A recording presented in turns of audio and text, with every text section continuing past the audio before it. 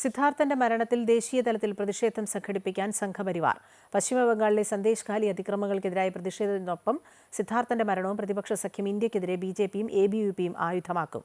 സിദ്ധാർത്ഥന്റെ മരണത്തിൽ സിബിഐ അന്വേഷണം ആവശ്യമെന്ന് എബിവിപി ദേശീയ നേതൃത്വം രംഗത്ത് വന്നിട്ടുണ്ട്.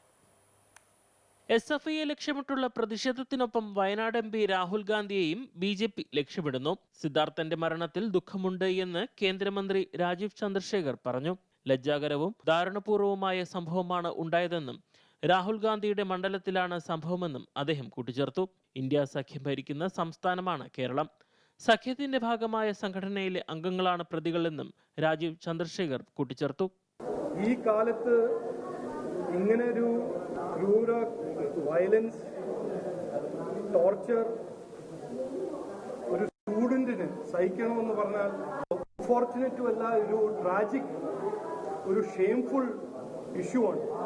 രാഹുൽ ഗാന്ധി അവരുടെ ഇന്ത്യ അലയൻസിന്റെ വലിയൊരു നേതാവിന്റെ കോൺസ്റ്റിറ്റ്യുവൻസിയിൽ ഇന്ത്യ അലയൻസിന്റെ സർക്കാരിന്റെ പാർട്ടി, പൊളിറ്റിക്കൽ പാർട്ടി DYFI SFIന്റെ വയലൻസിന്റെ ഒരു വിക്ടിം ആക്കുന്ന ഒരു നമുക്ക് എല്ലാവർക്കും ഒരു ഷെയിംഫുൾ.